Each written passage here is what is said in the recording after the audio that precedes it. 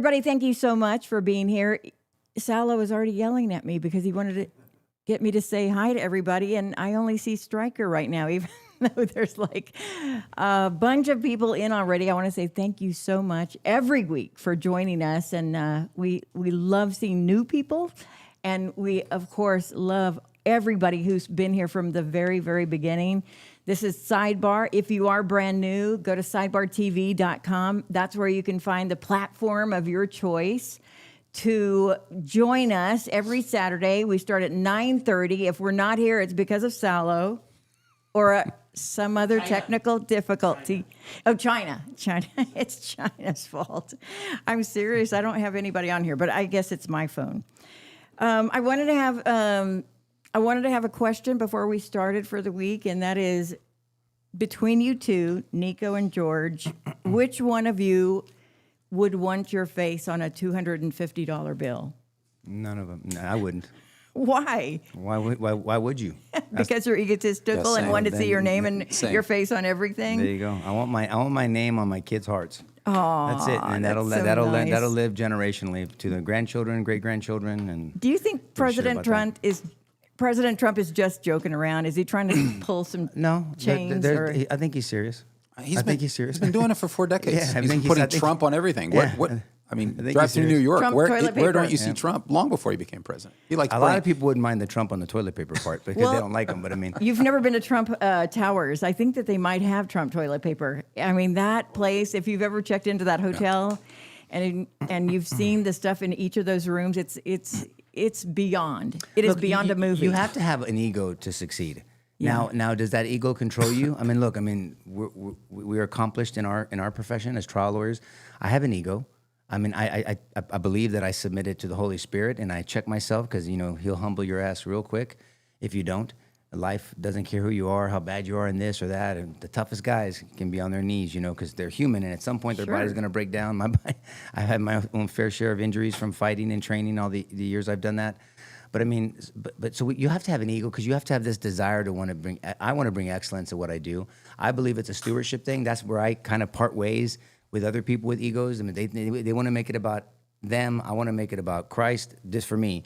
I mean, in Colossians it says, "Do everything as if you're doing it unto Christ." And so, if I represent a client and I imagine representing Christ. Not that he would break the law. You understand my point. I get it. But if he does, call you. But if he does, give me a call. But I mean, you are charged with flipping over a table. No, he I didn't interrupt you. I can't help it. Stay out of trouble. But if you get in trouble, give me a call. Can't help it. Except for me. You told me never to call you. No, I didn't. I said you couldn't call me. So that's it for me. So you have to have an ego. You want to bring excellence. You care about what you do. You care about the level of service. A brand? Comes with an ego. Well, I mean, define ego. Yeah, that's what I was just going to ask. What does that mean? Biblically, an ego is an exaggerated a sense of self-importance. There you go. Is that bad? Is that an exaggerated good? sense of self-importance. And Jesus says those who will humble themselves will be exalted. Yep. So, I mean, running through the Bible is an indictment. Excellence instead of ego. I replace it with another E. So instead of ego, excellence. I want to bring excellence. I want to steward my talents excellent. God said, Nico LaHood, here's your thumbprint. I designed you a certain way. Here's talents that I gave only you. What are you going to do with them? And I want to steward those well because I believe I'll have to give an answer for them. And use them to pursue significance, not fame. Now, if fame comes, it comes, but you're not pursuing it. That's right. There you go. It's kind of like the scripture, Salo, the love of money is the root of all evil. And then people bastardize that to say, oh, money is the root. No, it's the love of money. And here's the thing, at least for the Christian. If you're not Christian, then close your ears.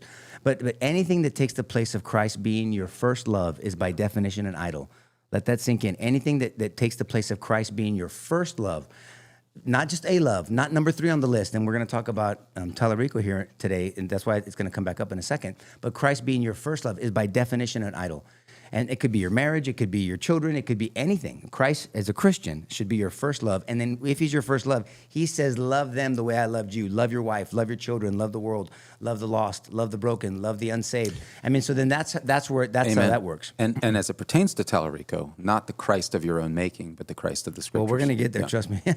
Should we start? There's so much to talk about today. You're the conductor of this No, circus. I'm not, but I'll go ahead and start. Have you all go to sidebartv.com. And the reason, if you're already online, like Randy and Alex and Clifford and Miranda, Renee, thank you so much for joining early. But if you have friends that have never seen Sidebar, tell them just go to sidebartv.com, and that's where you can find the social media platform of your choice, whether it be YouTube or X or Facebook. Let's take a look. Let's start and take a look at what is happening and what has been happening in the news this past week. Yes, we will talk about that $250 bill again, maybe. And maybe we'll even talk about half of the Great American State Fair performers dropping out. Is that spineless or is that smart? I don't know. Kennedy Center no longer can have Trump in its name. And I asked you who would be on the $250 bill. Now I'm going to ask you, which is your favorite?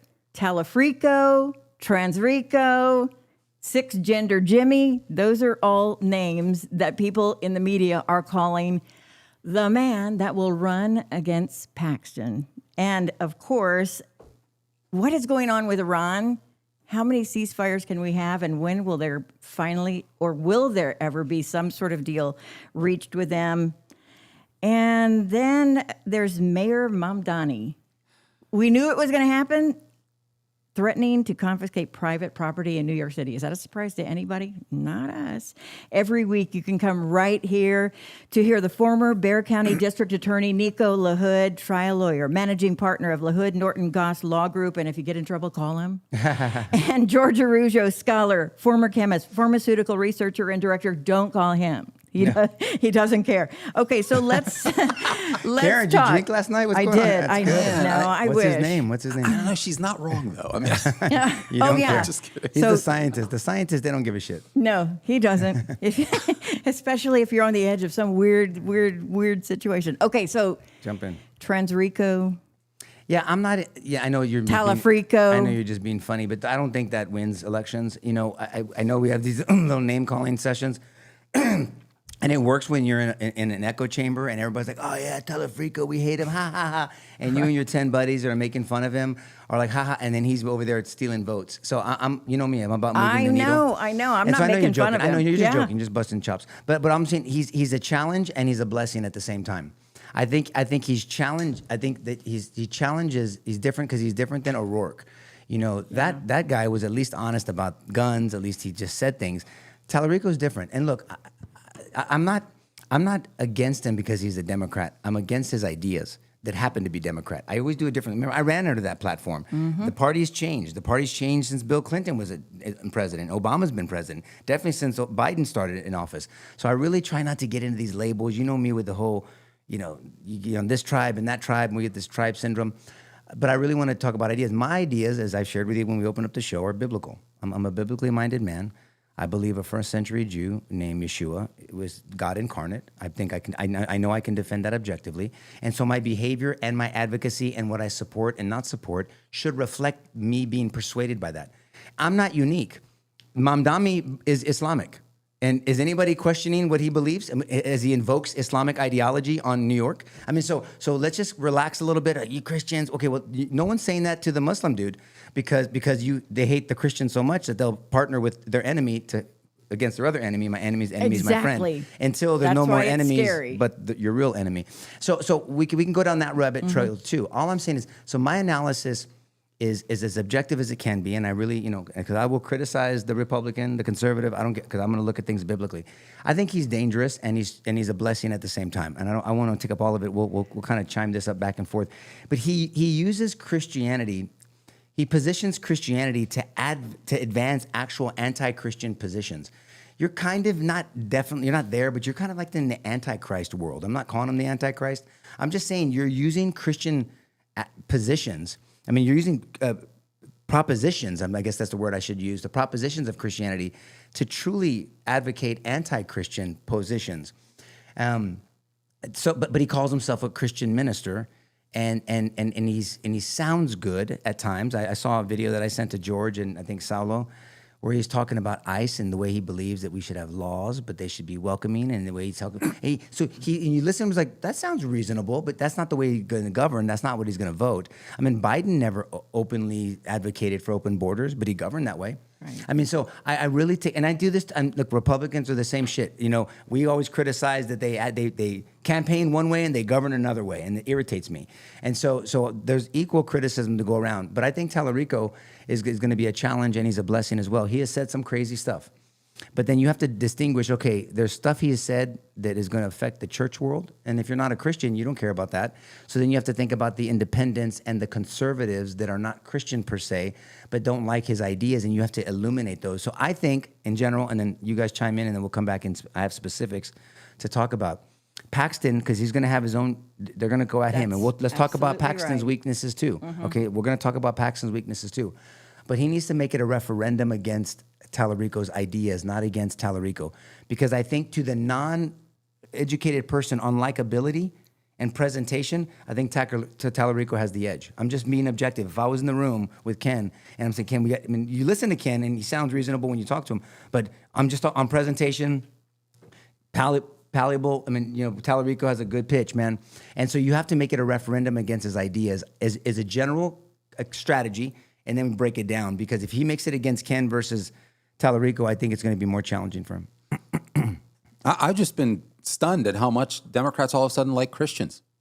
I'm frankly, I didn't even know coming in here. I was like, I'm not sure how I'm going to approach this here because I still got whiplash. And John Cornyn's a hero to Democrats now. I mean, they feel bad for him. He always was, Now they're I coming think. to his They aid. did the same thing to McCain, Daddy. It's Yeah. such a scam. But I think that if Paxton doesn't go after Tallarico's completely fake characterization of Christ and Christianity, I think he'll lose badly. I think that needs to be central. Don't go after Tallarico. Go after the stuff that's coming out of his mouth and call it into question. And I think Paxton's capable to do that, but he needs to do that. I think that's important because what's happening is that Tallarico has been allowed to reframe I was his just gonna politics and bring that Christian up. lingo, like you said, to make it look like every whim and every preference and every nut job idea that Democrats have is actually rooted in Christianity. That's what makes them so dangerous. But how does It's a that... veneer of truth, but it's not true. And you're in a red state where there's a lot of Christians and there's a lot of ignorant Christians. Now, do I think he's going to be successful? I don't. I don't think he's going to be successful. I don't think that plays well outside of Austin. And he's been successful in Austin. And it sounds real great, but I don't think it plays well. And I think I don't think this is new for Texan Republicans, and I just don't see Karen, it. say your point because I want to respond to George. Okay, but I was just going to say, when he starts backtracking, which you know he will, if he hasn't already, how does that figure into who he is and what he stands for? Well, if you don't remind him, if you don't remind people about that, then they forget. So here's the difference. I know it's a different district than Ted Cruz, but I mean, Cruz on the first time that O'Rourke went, Man, he barely won. so close. And I don't know what the result would have been if O'Rourke didn't say, "I'm coming after your guns." What if he would have said some bullshit the way Tallarico says it and couches? Look how he couches the border. Just to give you an example, our borders should be a front porch with a welcome mat and a locked door. So the independent or the kind of the moderate goes, okay, I like the locked door part. What does that mean? Welcome First of all, mat. of course, it's going to naturally be, well, you're welcome here. You don't belong here unless you get here right, but you are welcomed here. Just like if someone said, I belong in your home. No, you don't. You don't belong in my home. Nobody would accept that. So the ideas, when you take them outside of your personal life, nobody likes. You know, oh, wait a minute. If I went up to somebody that's open border and say, I belong in your home, and me and these 10 dudes over here, yeah, the guy with the shit stains and the guy that's smoking dope or whatever, and the heroin addict, yeah, we belong in your home. If you don't draw a weapon or call the police that you want to defund, you're irresponsible, and I think you're suicidal. So it doesn't apply to their personal life because there's a stiff arm. There's a distance between that, and only when it becomes into your front porch using Tallarico's, then so. But that's how he couches these ideas. But and if so, Paxton was asked that same question the way you just framed it right now, I think an appropriate answer would be, I'm old enough to remember that just in November 2024, Americans overwhelmingly rejected that characterization of immigration in the United that's States. not the way it was characterized in 24. What do you mean? Because think about Democrats have been talking about that all the time. No, I know, but our borders should be a front porch, meaning you're welcome, a welcome mat with a locked door. So there's your.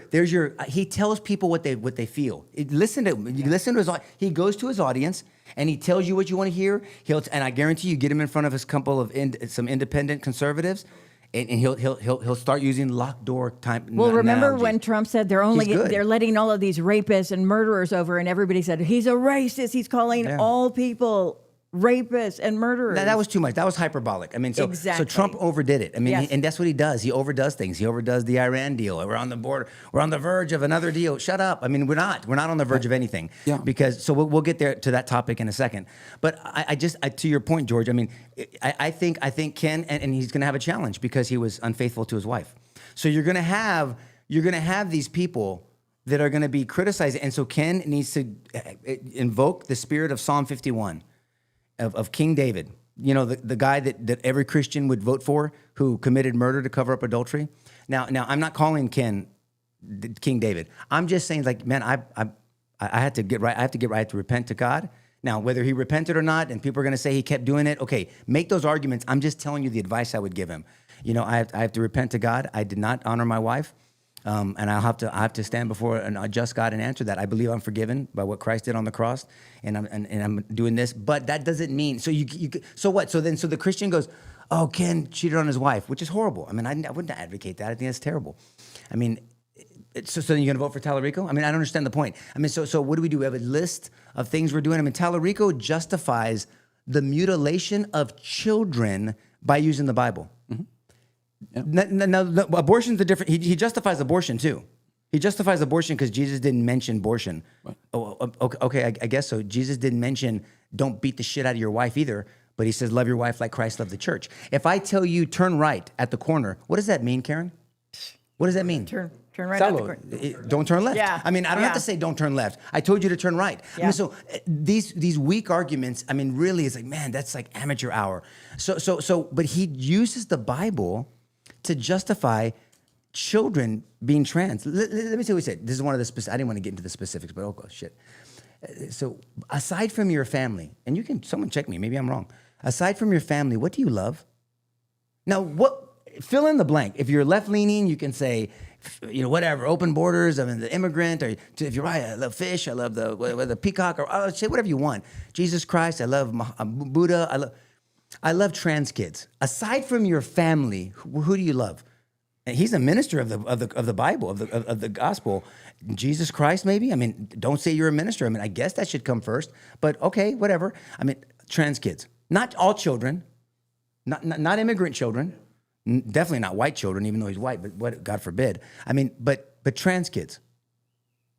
This is the kind of shit he says. I mean, and so. But I don't think the arguments that he's saying on those positions are new. I mean, Democrats have been pouting this stuff over and over again. But his presentation is palatable. I'm telling Yeah, you, when you I have, guess, but because Trump doesn't have the likability factor that he did when he won right now, and so by default, Trump and Republicans. But take out the Christian lingo, and I don't think his presentation's all that different than what you've heard from other Democrats. Oh, I got it, brother. Take out the Christian veneer. I got it. And so I think that's I think I'm just trying to listen to your, and I agree with 99.9% of it. I would just simply say that I think then, kind of making full circle, I don't see how Paxton doesn't go after his he needs to. Christian framing of things and agree. correct the record. Mm-hmm. That needs to be done because Tallarico, every chance he gets, he brings in his so-called Christian faith. Yes. And he puts in the spin, and to Nico's point, takes all of these pet, insane policy ideas that the Democrats have and tries to reframe it in Jesus language, even though from a textual perspective, those things are just overwhelmingly denied and rejected in the scripture. Yes. And he makes arguments from silence, which is the worst way to make an argument. Oh, Jesus didn't talk about abortion. Yeah, he didn't talk about bestiality either. But he didn't talk about all kinds of other things. But what you do in the Bible is inferential in many cases. The Bible doesn't address every specific issue that we are dealing with specifically today, but it addresses principles that can be very directly inferred to speak into an issue today.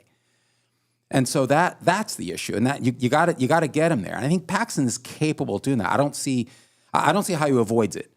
I don't.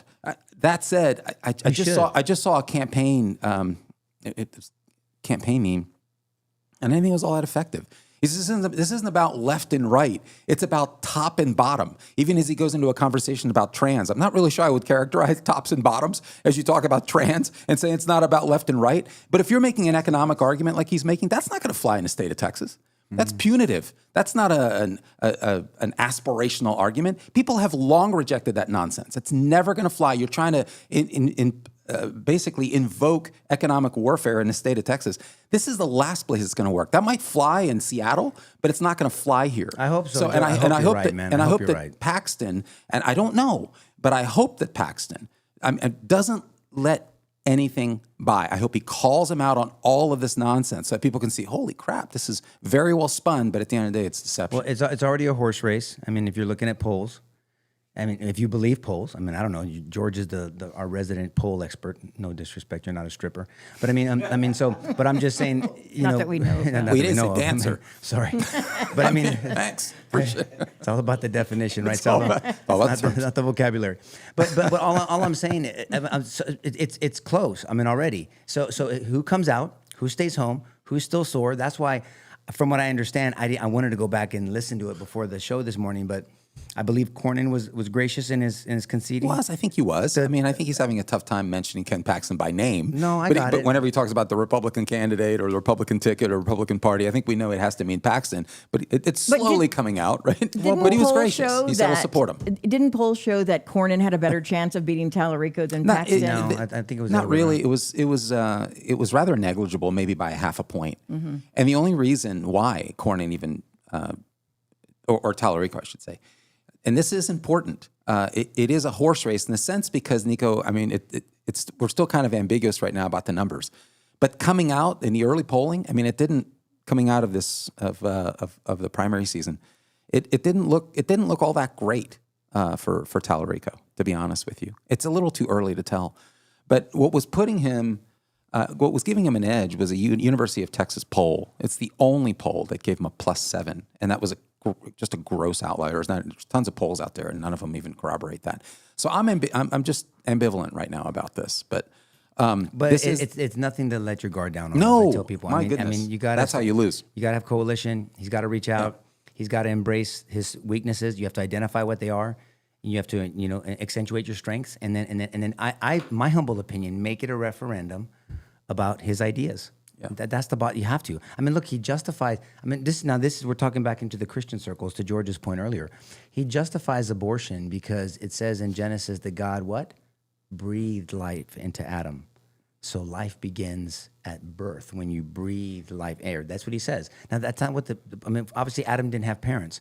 Because, so it's not a one-for-one comparison. I mean, you go to Exodus and then thou shalt not murder, right? And so we know that a child is protected by the penal code. I mean, if you murder a pregnant woman, if you murder a child under 10 to include the womb, this is where people go. That's why when I defend abortion, I mean, when I argue against abortion and defend pro-life positions and not just pro-birth, pro-life, I mean, the whole life of the person. And that's why I believe in restorative, getting back in. I love the justice system, give them an opportunity to turn their life around if they can, hold them accountable, things of that nature. That's a different discussion. But I mean, it's even the penal code acknowledges a child. I mean, you murder a pregnant woman, and you didn't murder two people. Okay, same argument. You're calling the baby inside the woman a person. Great, but it's not. Under the penal code, you murdered a what? A child under 10 to include the womb. I mean, so even forget the Bible for a second. The penal code acknowledges a child in the birth, in the womb, and so we have to have these type of discussions. And so he plays twister with his faith, or with lack, whatever the veneer of his faith, as George says. And I think every pastor and look, Josh, what's his name? Howerton, yeah. Out of Dallas. I think it's going to be an amazing opportunity. We just need to talk on these issues. Don't go after him. Go after what he's saying. He's claiming to be a minister of the gospel. So I think other teachers of the gospel that happen to be white, black, brown, I don't give a shit. I mean, if you're a pastor, you should correct the record. I mean, he is deceiving people. Paul worried about that in Galatians and Philippians. I mean, Paul railed against false gospels and people using the scriptures to their own personal benefit. We should. This extreme thinking of his could provoke a few more Christians to get involved. I hope and so. you need to understand where he gets it, where these things come from. This isn't just about James Tallarico. This is a movement inside the Christian church. We better watch out. This isn't some fringe movement. Yeah. This has gained significant footing inside the Christian church. We often talk about it in R-rated Christianity, but now it's found. We've been warning about how you can't contain this. This finds its way into politics. What you're talking about in church and what you're wrapping your convictions around ultimately finds its way out in Main Street. And here we are. You've got a guy that's actually running on this and has a decent chance of winning. But Christians need to be able to map out where this comes from. Jim Rigby, who is his pastor, of whom he refers to all the time, all the time.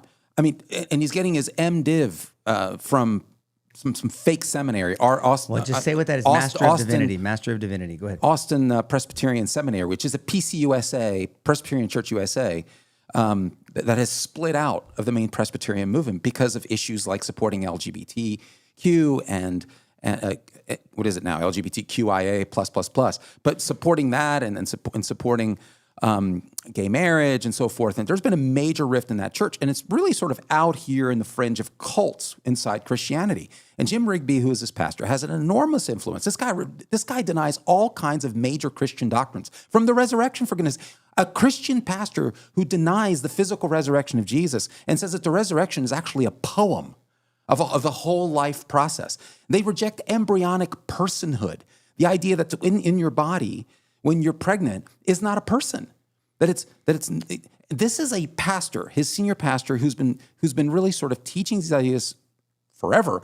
He's adopted them, and he went to a seminary that affirms them. This is why he believes this. It's not about Tallarico. This is a problem inside Christendom right now, and it's a big warning. And I hope we're paying attention. You notice, Karen, that the progressive left, they don't demand the same adjustments to Islam that they do to Christianity. No, they don't. I mean, they act like their nuts go way up into their stomach, like they jumped in a cold pool of water. When it comes to Islam, they're crickets. I mean, think about the ideas of Islam under Sharia law and the hadiths and things like that, which people are ignorant to. I think more people are learning about it, and how theocratic nations run under Sharia and under Islam.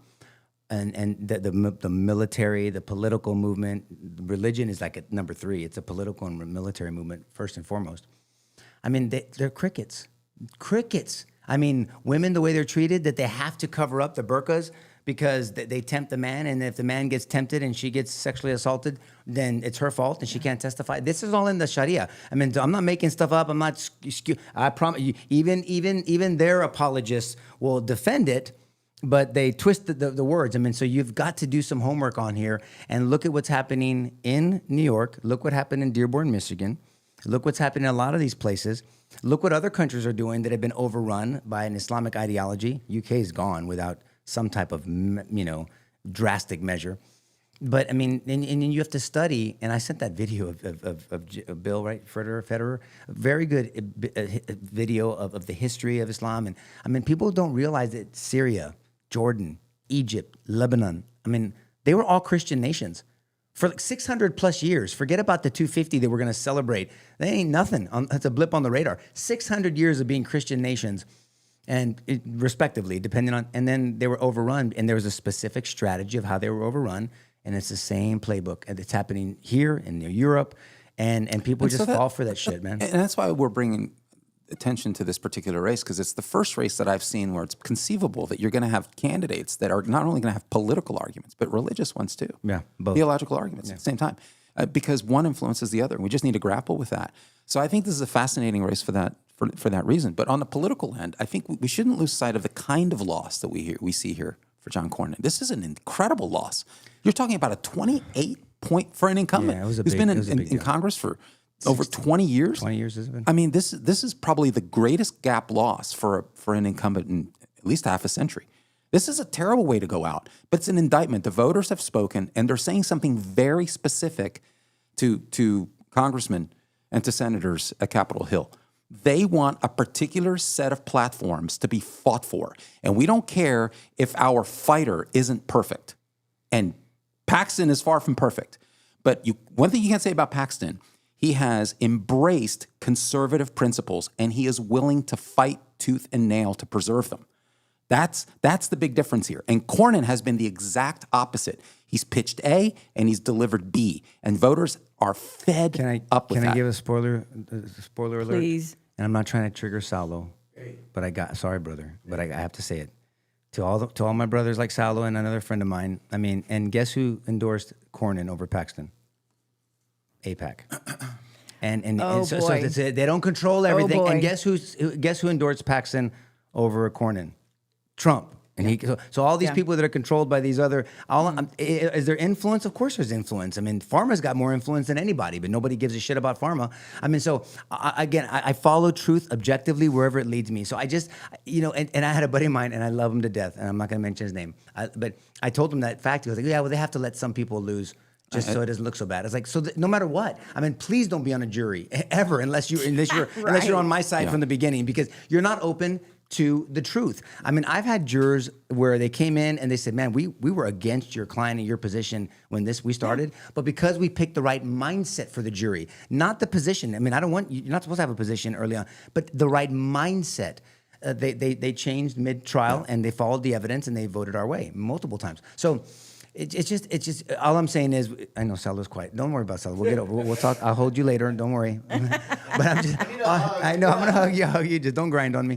But all I'm saying is look, to George's point, the voters spoke. Now, for me, again, not trying to take away anybody's little sunshine, that was just a primary.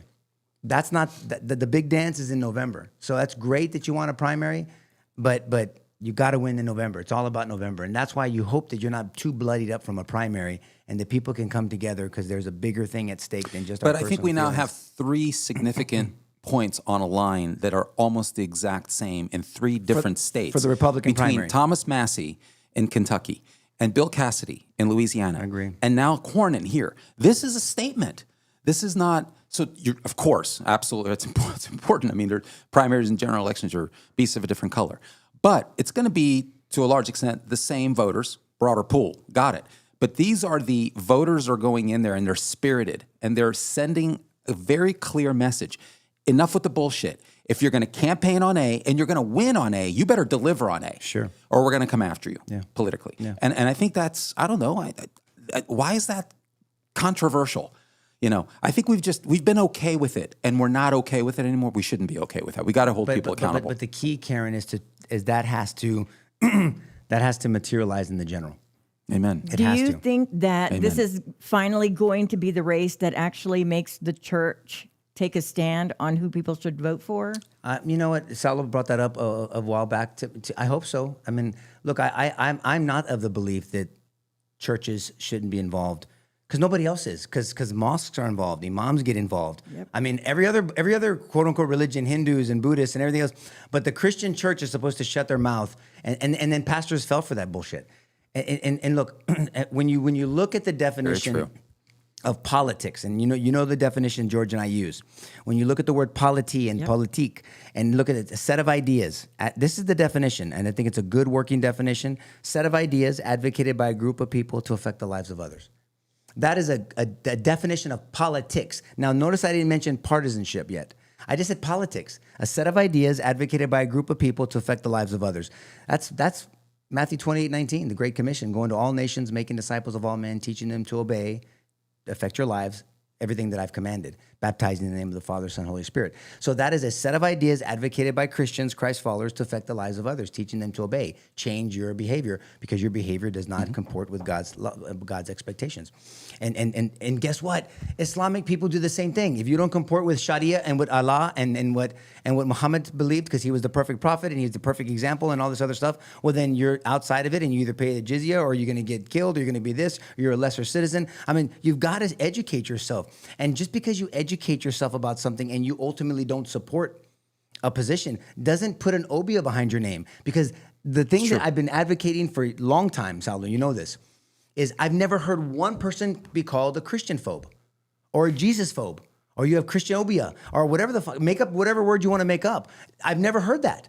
Why? But you put an obia on every other issue and every other, but not Christianity, and we just sit there like a bunch of dumb dicks and we take it. I mean, and I don't know why. I mean, I don't know where that is. Where in the Bible does it show me to be a doormat? Or since in piñata, there's no piñata mentality in Christianity. I don't understand it. Now, again, Karen, what's the 11th commandment? Don't be a dick. Okay, so don't be a dick about it. I mean, be persuasive. Right. I mean, it's in Exodus somewhere. But all I'm saying is be persuasive. Win with ideas. Jesus did that. Paul did the same thing. Jesus only turned tables twice that we know of.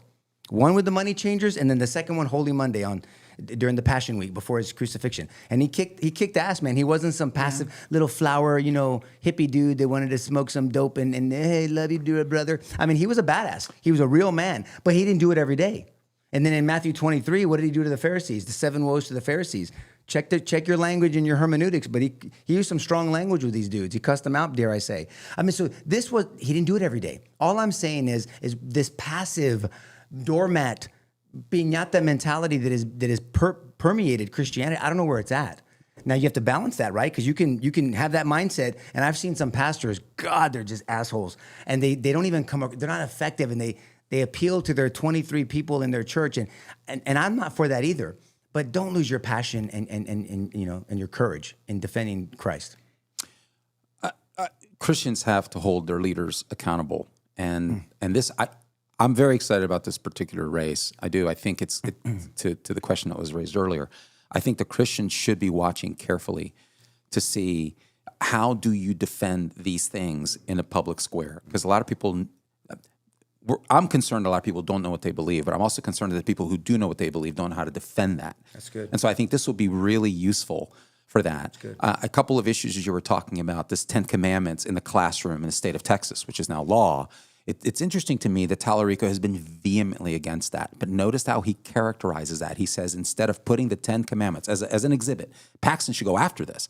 Instead of putting the 10 Commandments in every classroom, instead of, forcing school children to read the Bible against their wills. Who said that's not the law? This is 5 minutes after he said that Jesus couldn't stand a religious class. He was always at odds with the religious priestly caste. That's true. That's true. Why? Because they took the scripture and spun it to deceive. Right. And here he is taking something that is not true, spinning it to deceive. That's not at all what the statute says. Now, why is it that the 10 Commandments are in a Texas classroom? But he goes on to say, why don't we, all of us, look inward and figure out how we can be more Christ-like? Hey, Jimmy, maybe not lying would be a good place to start in being Christ-like. And you just lied. Call it, even when it's uncomfortable, he says. But notice how he spun that. And then he goes on to say, this is interesting. This is Joe Rogan. Joe Rogan says, I think you should run for president. I heard that. So here's what he says. Ooh. He says, I've met so many Hindus and Buddhists and Sikhs and Jews and Muslims and atheists who are more Christ-like than some of the Christians. And he says, can you imagine what it's like to be a Jewish child or a Muslim child or a Hindu child, and you're sitting there and you're being told that you don't belong because the 10 Commandments is in the classroom. And it struck me, the 10 Commandments are part of the Jewish Torah. Why would you think you don't belong if the Jewish Torah is in a classroom and you're a Jewish kid? See, this is all touchy-feely stuff. What if you're an Islamic kid? I know, but I'm saying he put Jews in the mix. Got it. And that's the 10 Commandments are part of the Jewish Torah. You're not going to feel you don't belong. These are the same people that are advocating putting the pride flag in schools. Yeah.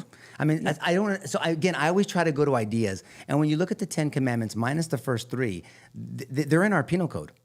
They're part of our social contract. Don't steal my shit. Don't murder people. Don't spill innocent. Don't bear false witness. We have defamation cases, and there's theft cases, and there's fraud. If I embezzle money by lying to you and cause you to give me your money, that's bearing false witness. Don't covet people, because everything that you do, most laws are either through covetousness, because I want something that I don't have a right to, whether it's your spouse or your this or your laptop or your car or your house or whatever it is. I mean, this is part of our social contract. I mean, so it's not so crazy. And if you do a proper study of this country, our founding fathers believed in a biblical mindset to establish this government. Now, what they said was, you don't have to be a Christ follower to be an American, but you're going to be influenced by Christianity. That's it. You don't have to be a Christian, but they wanted Christian influence. And I will tell you. That's right. And look, and this is where Bill Maher, he's been pretty damn consistent. He criticizes Christianity. I would love to debate him about it, because he's just wrong about a lot of his ideas about, and he grew up Catholic, and he met some Catholic that was a prick or something, and that happened. Joe Rogan, that's how his story is pretty similar. But you put Christianity up against Islam, and Bill Maher gets unrecognizable. He's like, bullshit. No. Yeah. The Christian will try to persuade me, maybe piss me off. The Islamic person will throw me off a building if I'm not agreeing with them, or if I'm part of the LGBT. No Christian is going to throw, I mean, we're going to love on people that disagree with us. We should at least. And there's some dicks. I got it. There's some bad examples of Christians. Check. But you don't judge an ideology by its abuse. Let that sink in. Don't judge an ideology by its abuse. Judge an ideology by its tenets, by what it stands for. So that's why you never hear me say Muslim. How many times do you hear me say that? I talk about Islam. I talked about Islam. I want to talk about Islam. I want to talk about Hindu. I want to talk about Hinduism or Christianity or Buddhism. I want to talk about the ideas because you're going to have good and bad agents. But I want to talk about the idea. Never judge an ideology by its abuse. And that's brilliant. Bring it down to the propositional level, not the person. Yeah. Forget the person. Talk about the proposition. When you go to this Ten Commandments conversation is so critical.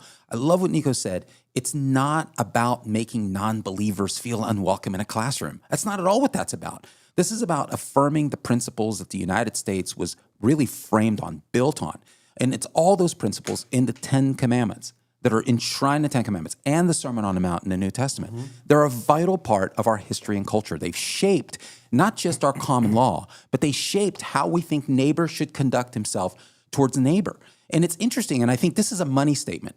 If I was Paxton, I would say something like this. It is precisely because of those principles, precisely because of them, that Muslim kids or Jewish kids or Hindu kids will feel enabled to be respected and safe in American culture. Try taking a Christian and putting him in an Islamic culture. You can't. How's that working out? That shows it's not about persons, it's about propositions. How many? Tell me how many Islamic theocratic countries have Pride Month? I'll wait.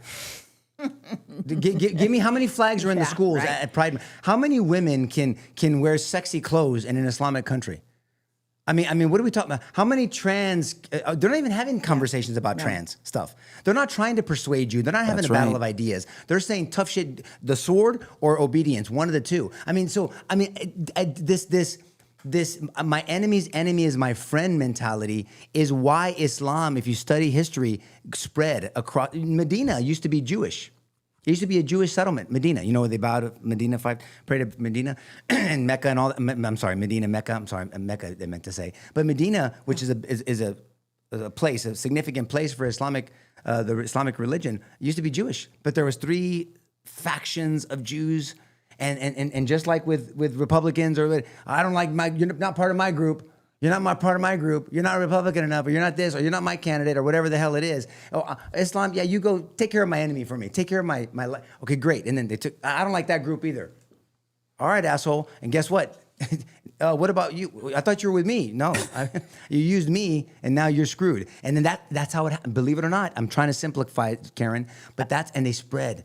And we're doing the same shit. Well, the thing that scares me the most is that's we're why talking Tucker about Carlson drives me nuts. Right. Go ahead. So the thing that scares me is you're asking the question, how is it that a true Christian could vote for Tallarico? And then in my mind, I say to myself, how could a Jew vote for Mamdani? Because to me, it's like going against every single thing because he's the guy that is against the Jews and is not even embarrassed about it. Just because you're a Jew doesn't mean you don't suffer from the same virus of ignorance that a Christian suffers from, or that we say this all the time. I mean, we know what Islam says. We know what it proposes. There's a lot of Muslims that consider themselves Muslim, but they're not being Islamic. They would be considered apostates from the propositional religion. Yep. And that happens as well in Christianity. I mean, you can't get past Hebrews 6. Paul, the writer in Hebrews, is describing just that type of person, right? So you can do this in every faith, by the way. So there's a lot of Jews that do things that are, frankly, self-destructive. That's a whole other discussion. There's a long history of it, by the way. But Dami's not even going to the Israel parade. I guess every mayor since whatever 60 years. Well, and he's like, look, no, it's not. Are they having it? I mean, that's what I'm wondering. Look, I don't know. They're not even having all it, I'm right? saying is you're having prayer chants. He's being overtly Islamic. He doesn't give a shit whether you like it or not. I mean, this is not apologizing. Try to sue him for voluntarily trying to ask one of your football athletes to come pray if you want to after the game together, and people lose their shit. But I mean, this weird delusion is a hypnosis with Islam that people just freeze, because the worst thing you can be called is some bigot, some Islamophobe. Hold your ears real quick. Just hold your ears. No kids, no kids. What the fuck is wrong with you? I mean, it drives me nuts. I mean, that's why I say, forget the labels. I want ideas. And then when you start presenting ideas to people under Sharia and you start giving examples of ideas, oh, that's not real. Yes, it is. That's why I don't talk about, well, Bill Warner doesn't talk about radical Islam. He talks about Islam. Just Islam. Because Islam, when you study the Hadith and the Sirah and the Quran, it's pretty damn radical. Is essentially radical. It's now you can be inherently militant about it. radical. To your point earlier about the apostates, because let me tell you, the Islamic person that is militant will take out the moderate Islamic person, Muslim, because they will say that just as quick as they'll take out the Christian or the Jew. Of course. Because they're not serving the purpose of spreading Islam. I mean, so you just have to understand you have to deal with it, and this also will kind of bleed over into our discussion about Iran and what Trump's dealing with those people. It's a mindset you have to be careful about. I just hate it when I hear people say, I hope Mamdani does everything that he said he was going to do to New York to teach him a lesson on who they voted for. But I'm like, New York is part of America, and it's another step toward Islam making a move to take over. Yes. And I mean, yeah, sure. why? Look, There's no lesson in there there's just like one step closer to that taking over. I mean, look what he's doing with he's seizing property of the 10 worst landlords, turn them into public housing. Communism, anybody? I mean, I don't know, but people think it sounds good. I mean, think about what he's doing now. Classic communism: seize property for the public good. That's what he's doing. Now, there's eminent domain for different structures, and that's different discussion. Or if you're a nuisance and you've been given tickets and you don't pay your ticket, then they can eventually confiscate the property. But then they auction it off. They don't take it over for the government to run it themselves. I mean, this is classic. I mean, he wants public-run grocery stores. So where does this stop? Let's bring it to San Antonio. Someone like Mamdani's mayor, and he puts these stupid-ass United States and constitutional ideas in place. HEB, I don't like the prices you're charging us and our people. I think we need to take over HEB stores and make them government run. Now look, if there's housing, bad landlords, I don't know what that is. I believe in providing good housing, and there should be standards. Make a nuisance, file your tickets, bring them to court, do everything up. That's right. Am I talking about due process? Shit. Due process. Do that. And then take the property back. But then the government doesn't take the property over. Right. It's not some Chapter 59 seizure because you're doing some drug lord operation. That's different. That's a different. Chapter 59 is different when you're talking about criminal activity. But then you auction it off to a salo. And then he makes a taco stand out of it. Or you give it to somebody else, or to somebody else to run it better, to make it better, not the government take over. But look at the language they use. And every communist regime in history, and George is our historian, he can correct me, uses the words and calls themselves the Democratic People's Republic of fill in the blank. Listen how that sounds. There's nothing democratic about communists or socialists. The democratic people, it's for the people. Man, that sounds great. And then they use the word republic. That's what China calls itself. Who wants to go live in China or anywhere else? Yeah. Soviet Union used the same language. North Korea used the same language. Cuba used the same language. I mean, there's like a model out here, and then people don't educate themselves. And so that's why I talk about ideas. Let's talk about the ideas you're advocating. If you like the person or don't like the person, that's a check or a plus or whatever. That's why I'm not focused on Trump many times. He irritates the living shit out of me, and I get pushback from some of our listeners. You're always criticizing Trump. Well, no, but then tell him not to piss me off. And maybe I'm wrong. I'm happy to be wrong, but I'm going to just speak my mind because I can do that, and I believe in free speech because I want him to do better. Because I voted for him. I want him to do better. Yeah. And I think the ideas overall that he espouses will bless even the people that disagree with him. In my opinion. That's my opinion. I'm entitled to it. So that's why I'm so critical on him and Republicans, because I want them to do better. Yeah. And there's a marriage we've been talking about here from the beginning. The second Mamdani's name showed up in the political world, we've been warning about this guy because, he embodies the marriage between Islamic totalitarianism and totalitarianism from the West, just communistic in nature. And so there's a handshake here, and it's to the detriment of America. And so, this imposition of the will of a few on everybody else in the name of love and compassion and equality. And I would say the problem with equality in communism is that some people are always more equal than others, because that's what ends up happening. You end up with actually an oligarchy. Yep. Explain what that is, an oligarchy, George. Well, I mean, it's the government that's really controlled by a few, and it's a few corrupt individuals, and that's systematically what you see. I mean, just study the 20th century, whether you're studying Venezuela or whether you're studying Cuba or whether you're studying Russia or China.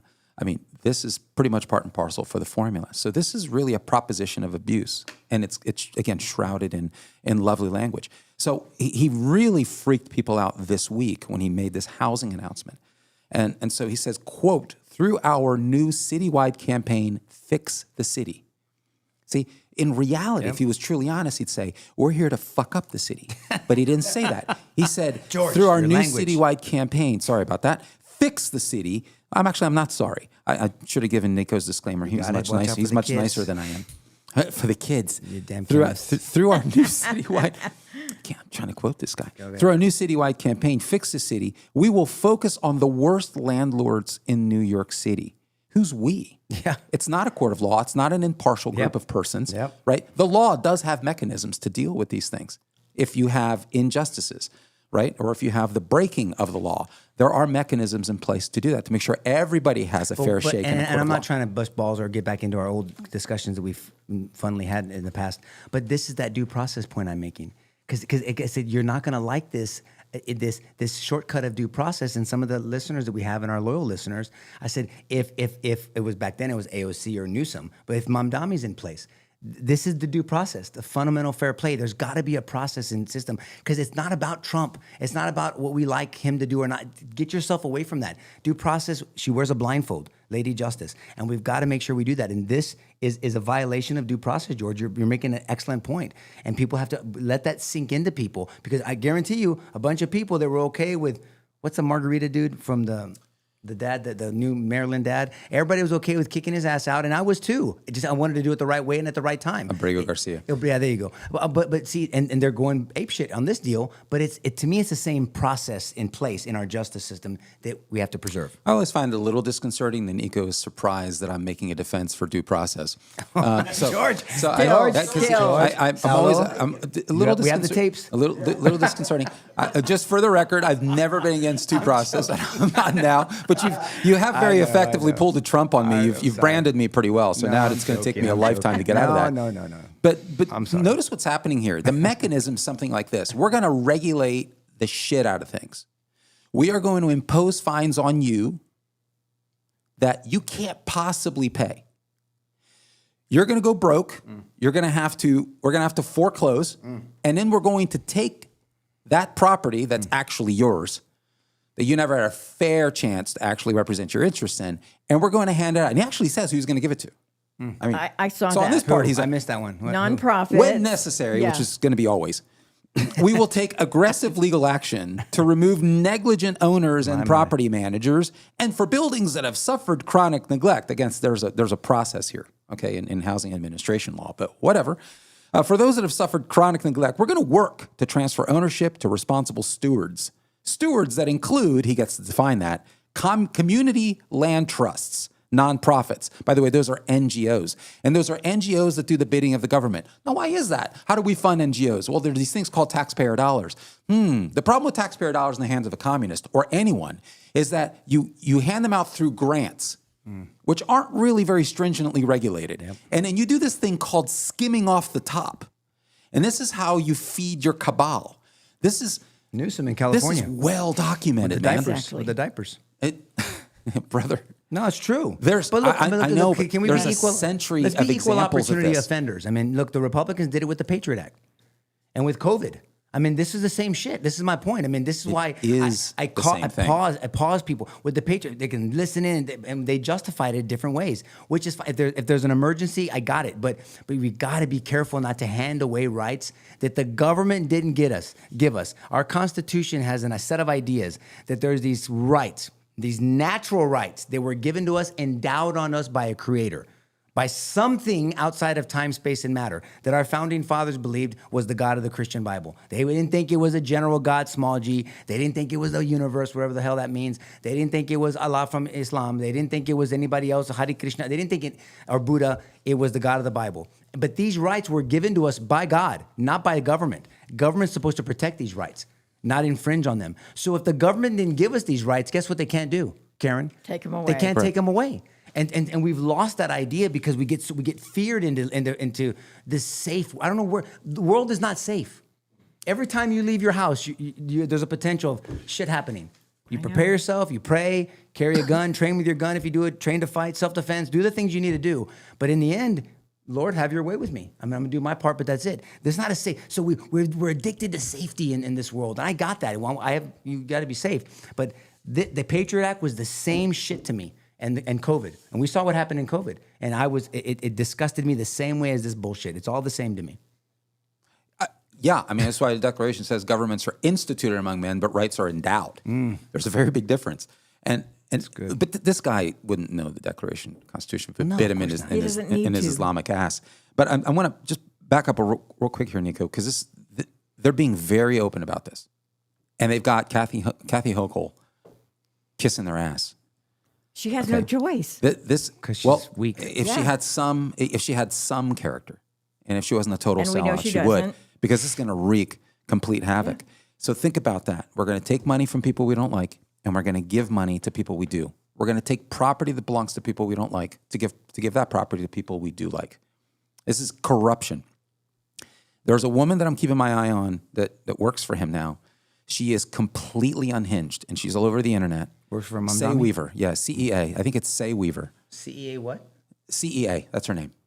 And then Weaver? Weaver. Like Weaver? Like, Yeah. like the hair, like Salo's hair? Yeah. Okay. What? Yeah, like Salazar. What the hell? Yeah, it's sort of like Kistaredi Williams, or Smith. But she's now been appointed by Mamdani to be the director of the, New York City Mayor's Office to Protect Tenants. That's a hell of a title. You know what that means. That's scary. Yeah, take And over. and she's a proud member of the DSA, Democratic Socialists of America, as is he. And so she's come out and she said that this policy is going to be unleashed with the full institutional and legal support of the city government, which is obviously corrupt, to ramp up tenant complaints in targeted buildings. End of quote. This isn't some casual thing. This is going to be about rent control. So whoever you can't suffocate, you're going to go after with regulations. Because if you're going to quote unquote control rent, you can't raise prices, you can't cover your costs, right? So then you actually can't fix things. So you create the conditions that you're blaming people for. Typical communism. Create the conditions and then insert yourself as the And savior. then you fix it. Yep. Exactly right. And then seizure. So it's rent control, right? And then regulate the shit out of people and then seizure. Yep. You create the conditions that make it inevitable for somebody to suffer a harm. And then you come in and impugn that individual while propping yourself up as the hero. Standard communism. And Karen, that is standard 101. They're not even a different playbook. It's the same playbook. I feel for it. Well, I kind of. Why would anybody stay there? Well, I'm conflicted. I am conflicted because they voted this dude in. So, but that's what happens. But yet, I still feel for them. I know. But I'm actually thankful that he's doing it from a distance. Selfishly, I'm just being honest, and I'm actually thankful he's doing this because now we have real world examples of democratic socialism because it's really communism, but they never use it. Like she just said, democratic socialism because socialism has never been done properly. So you see these ideas in play. So that's why I'm saying anyone that would vote, this is where people got to get outside their feelings just for a second. I mean, anybody that would vote for Newsom and see what he's done to that state. God, yes. I don't understand the hypocrisy and I'm part of the protected class, but he's charming and he's good looking and he's got this hair and he's this and he's a damn good talker and he's got it. Whatever it is, he has it. Just plain simple. Mamdani has it also, whether you like it or not. Tallarico doesn't have it, but he's still dangerous. But go on, please, because these are generational changes. Yes. I just want to point out, these aren't political. Notice what's happening. He's transferring property not to the city. He's transferring property to other legal entities. See, if he transferred it to the city, another mayor could undo it.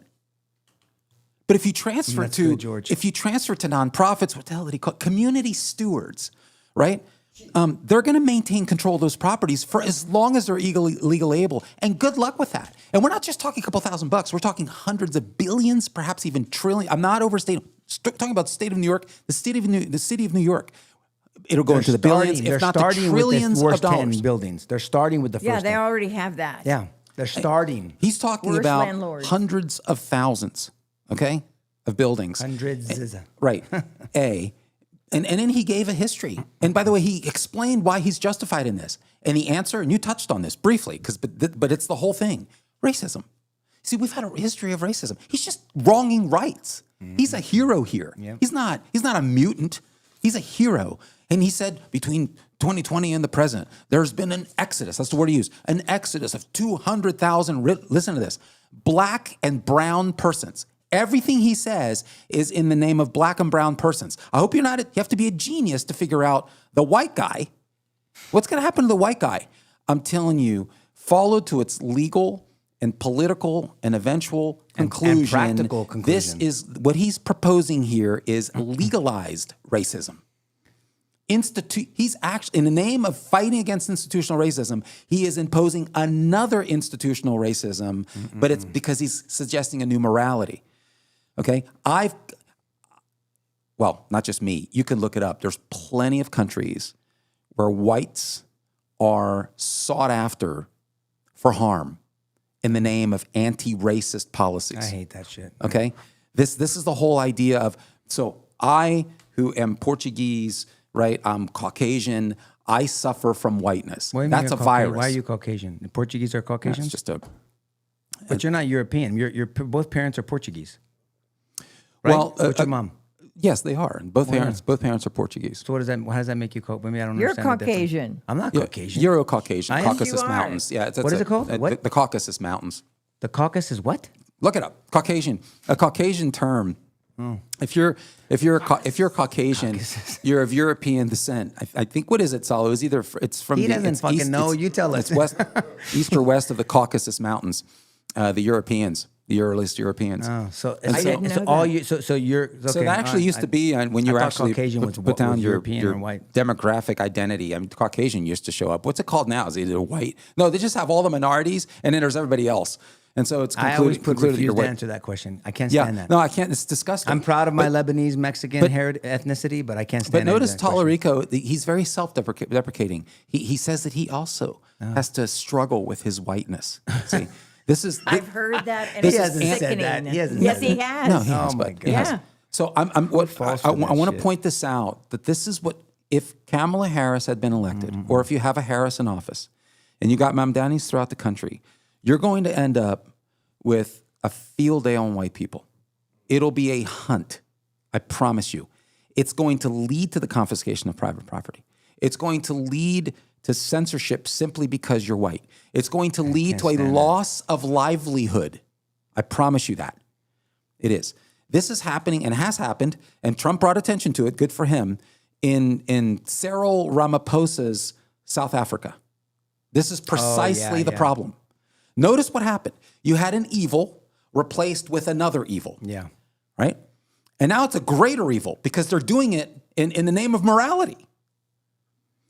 I'm telling you, this is dangerous. It's disgusting. It's incredibly anti-American, and it's as immoral as it gets. Well, I mean, it's not as in God, the name as of if helping God people. screwed up making white people. It drives me insane. It drives me insane. And if you save the white people, you're a racist. I mean, Because you only care about white people. If you peel the skin off of a brown dude, a black dude, and a white dude, you can't say, "Oh, those are white organs. Oh, those are black organs. Oh, those are brown organs." It's I mean, look, I'm proud. Like I said, I'm proud of my grandfather. I'm proud of I'm Shiite Lebanon. I'm proud of my Lebanese heritage. I'm proud of my Mexican heritage, my mom's family. But I mean, I'm a Christ follower first, and Jesus died for everybody, and He created every ethnicity out there. So He celebrates His true heavenly diversity, and we should celebrate it, and cultures and all that other stuff. But that's not my identity. It doesn't define me. So, all right, Correct. Iran. What's up with Iran, Karen? Trump Get in there and negotiate. is going to make a final determination on the proposal very soon. Again? For Nico- another 60 days. Nico, I have to say, I'm a firm believer in Trumpian policies, but man, this has been exhausting. Oh, I He mean, should have just never had a timeline. I think people have ceasefire fatigue. Yeah. Salo. Right? I mean, I think people are feeling it. I'm seeing it online. I mean, people are just exasperated. well, I mean, if I read one more breaking news that the parameters of the Iran Another deal 60 are on days. the president's desk, shut the fuck. shut up. I mean, this irritates me. And then you have this ceasefire, and it's not really a ceasefire. It's more of a restraint because people are still firing. So I don't know. I guess the definition of ceasefire ended. Is it a ceasefire when the fire hasn't ceased? I have no idea. But How are they firing when there's no more weapons? I mean, so you have a bunch of issues with Iran. You have a fractionalized Iran. So it's hard to negotiate. You have the hardliners, and then you have these moderates, and then no one can make a decision. It's kind of like the way the current dumbass DA runs the DA's office here. You try to do something, I got to go upstairs and check. Hey, you're not a vending machine. You're a lawyer. You have some discretion. Use it, man. I'm not asking you to do anything unethical or illegal. Make some decisions. What the hell are you here for? Same thing. And they got to go back, and because and then they got to come back, and then it's this, and then you're dealing with dishonest actors. Could there be some secret negotiation under all of this that is actually going somewhere, and that this is just a pause to make us all think that he's going toward a ceasefire instead of just like going and taking all the uranium? It's the whiplash. The whiplash is the problem. I think that people are having problems with, Karen, because just in the last week, and I think you could look over the last three weeks. Look, I'm not a big fan of this ceasefire. I've always thought this is not effective. I just don't. No, it's not. I honestly don't know. Somebody please explain it to me. I've tried to really keep an open mind here, and I look for reasons. In this particular case, because I believe that the Iranian regime needs to wipe off the face of the earth. I believe that. And I believe this is something that should have been done a long time ago. So fundamentally and philosophically, I'm on board. So, but I don't understand the point of this ceasefire. I don't know what it's done to help Trump's cause. I think I think he should have kept the momentum. I think he should have finished the job, and he didn't finish the job. And I don't know what game we're playing here right now. I think he's sensing that Americans don't have an appetite to put boots on the ground. But here's the irony. The longer this persists, the greater the need to put boots on the ground. Yeah. Because you're allowing these people to become more and more entrenched. You're allowing this being the new normal, right? George, and tell me if I'm wrong. The problem is for Iran and their ideology, a win is just survival. Their definition of a win, because we're the big saints and we're the great saints. I agree. There's no question. They're building up these wins. And then Trump goes in, Venezuela goes in, wipes off this, they're on the bottom of this, they're on the bottom of that. I got all that. Great, check. If the regime... but they're still controlling the strait. Right. There are factions, and you brought that up, and that's true. I think that's the tension. But the problem is the radical faction, the IRGC, the Khamenei faction. That faction is what's obstructing progress. They're the ones that are sabotaging this process. At the end of the day, they have the say. Now, Trump has characterized it. You have this Masoud, is that his name? Masoud or Mahmoud Pezeshkian, who is allegedly the less radical leader of the two. But at the end of the day, what power does he have? This continues to be stymied. And I just don't see a path. And so I don't know what Trump's doing, but it's almost like you have this constant nearly but not quite finalized, still could fall apart draft. Every week they're in the Situation Room and they're making decisions and another final decision on Iran. How many final decisions and Situation Room? The first one was like, oh, cool, man, he's going to finally finish this deal. Fuck, all right. And then, didn't happen. And then now they're going to... Watch out, or Pete Hegseth is going to just take care of it all. Wait a second. There's a political commentator, I think he's framed it well, Niles Ferguson, and he's pretty even-handed. I don't think he's a Trump fan, but I think he's pretty even-handed. He said it this way. It's the best way to say it, I think. Since February 28th, we have experienced the geopolitical equivalent of a roller coaster ride on magic mushrooms. We hurtled from Operation Epic Fury to Operation Economic Fury to Project Freedom to no fury at all. And not much freedom of navigation either. I mean, look at what's going on in the Strait of Hormuz.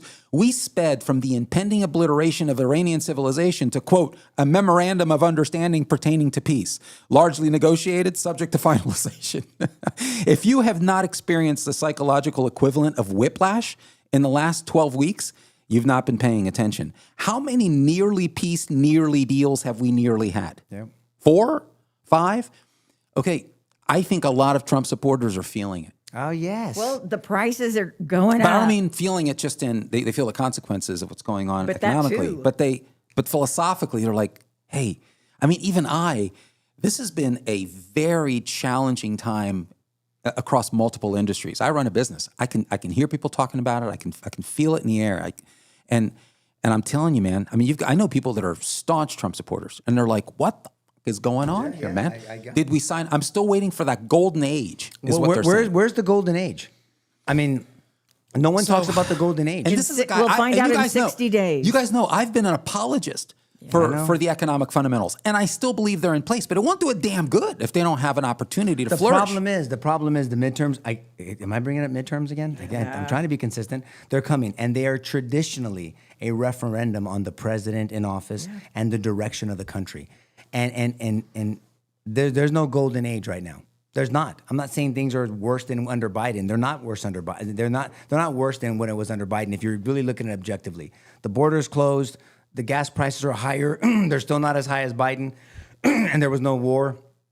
So you can, but I'm not trying to make a whataboutism argument. I'm just saying, come midterms, come November, if Republicans don't win, you will not have a golden age. You're not going. Trump's going to be a lame duck president.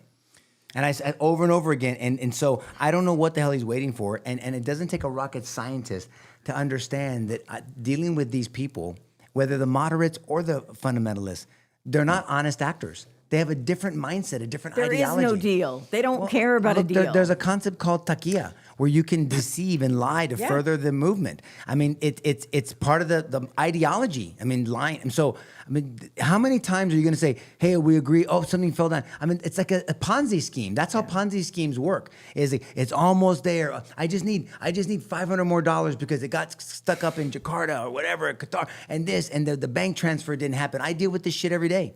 Every single day I have clients or people accused. It's one more thing. It's almost there. And they show you the bank statement and they show you the account. See this money? It just need to transfer it. And there's some wire transfer that needs to be paid. And we're almost there. Oh, something else came up. It's the same shit.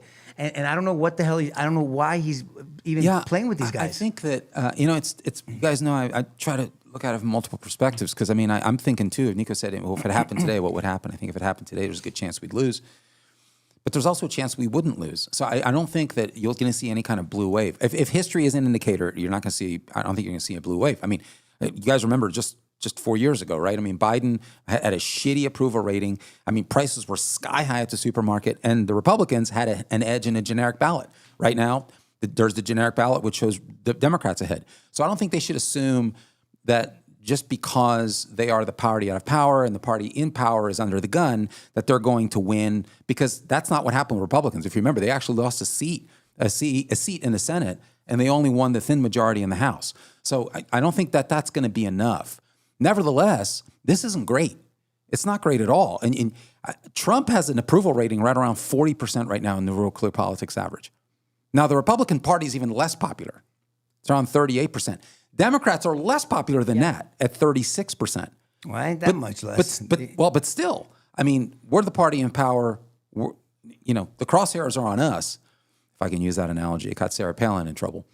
But I think that this is, I think these are, what do you call it? Unforced errors, man. Ugh, I'm not saying that there's an easy way to wage war on Iran or to remove the regime. I'm not suggesting that. I just want to know why the fuck have we been doing a ceasefire when it's obviously not? Am I the only one who doesn't believe this is a ceasefire? This is not a ceasefire. Nobody believes it's a ceasefire. And it's only allowed, in my view, Iran to reload. Yes. And to reposition. Yep. And everybody knows, and I still want to know, I want to know, and I think most people know, and if most people know, we'll correct the record here, even though we've stopped Iran's revenue stream in the Strait of Hormuz with the blockade, we haven't stopped it on the other side. Remember, Iran has another coast, okay, surrounded by land, right? So yeah, but all they have to do, if they run out of water, if they run out of everything, is go over there, there's right? resources coming in on the other side. That's the problem. And we're not doing anything to stop it. So China and Russia, they're helping them over there. They're providing support, logistical support on the other border, not the coast, on the other border of Iran.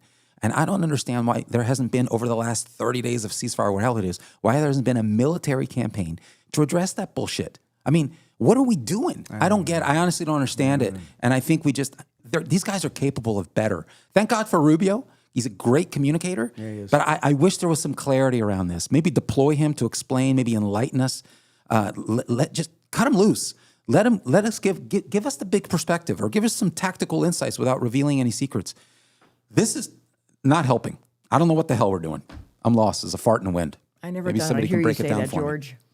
Well, I mean, enough is enough already, man. Good for you, Joe. I mean, good. I'm glad. I mean, it's Jeez, true. man. But this. I mean, look, we got to call balls and strikes here, man. The deal's done. It's not done. It's finalized, but it's not quite finalized. Well, it's a finalized deal, but it's a draft. It's on the desk. I mean, what We're is near. it, dude? I have no idea. I mean, I can handle the truth. Now I'm starting to feel like a. Well, this is what when Too many Hexeth words. and the general get on there, and then Hexeth gets on his. I know you hate his guts. No, I don't hate his guts. No, I don't hate his guts. Sure. I don't. I just think it's too flowery for me. Just be more objective. Just say it. Don't. You're just too. It's too sportscasty for me. His style. I mean, I don't hate his guts. No, but I just want. I want to win. I want this thing over. I want Trump to make a decision, and this is not like Trump. I don't know what the hell he's doing. What happens if he makes the decision to blow him to smithereens? What then? So what? I don't know how you get away from some sort of military. I mean, I don't know. I mean, why is he so afraid of doing that? To Nico's point, if the IRGC remains in power, I'm not sure you've accomplished much. You've delayed things. It's true. Their nuclear material is buried under hundreds of feet of rubble. They don't have the capacity to retrieve it. That much is true. So they say. They don't have. Just objectively and practically. Well, they said the first time that they got it all, and then now they didn't, and who knows, man? You know, and then the ability to deploy allegedly has been wiped out. And yet, look what happened this week. We have a ceasefire, and then we have these, what do they call them? Self-defense strikes. Wait, I didn't realize that was a thing. By us. Now, why is that? So we wiped out 2 of their boats because the boats were doing this ceasefire-ish, non-ceasefires thing of planting mines in the Strait of Hormuz. That doesn't seem very ceasefire-ish to me. So then we blew them apart, and then what happens? They deploy surface-to-air missiles at the United States, and then we retaliate and do. That doesn't seem ceasefire-ish to me. Just finish it. I mean, just finish the job. I don't understand it, man. That's literally in the last 36 to 48 hours or whatever. So the Alamo talks, the Marc Antoine's, fair criticism. Have at it, because I have it too. I mean, just true. You just got to call it what it is. I mean, now look, if Trump ends up doing something in a week, in 2 weeks, God, I hope not a month, and there was some master plan, I will say, okay, there it is. Then my criticism was justified at the time, but wasn't as informed as it should have been.